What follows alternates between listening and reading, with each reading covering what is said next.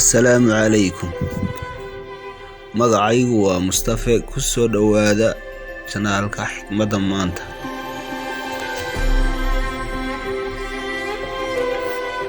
Markasta oo ay da'daadu kordho, caqligaaga ayaa kordha. Markasta oo caqligaagu ku kordhana, aamuskaaga ayaa badanaya.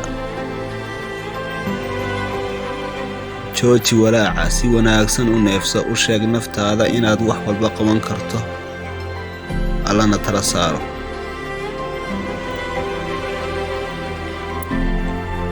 Noqo tusa khayrka intaad noqon lahayd qof tusa xumaanta.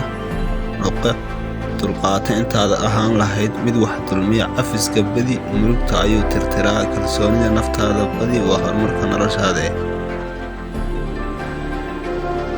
Haddii uu kugu jiro hammi ama fikir aad higsanayso, waxaad noqon doontaa mid gaadha hadafkiisa ama hammigiisa. Waa haddii aad u samirto caqabadaha kula soo dersi kara.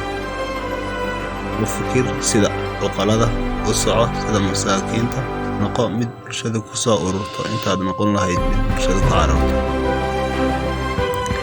Digriga ama shahaadada aad jaamacadda ka qaadataa waa warqad, balse aqoontaadu waa inay ka muuqataa habdhaqankaaga, dabeecaddaada iyo deganaanshaha.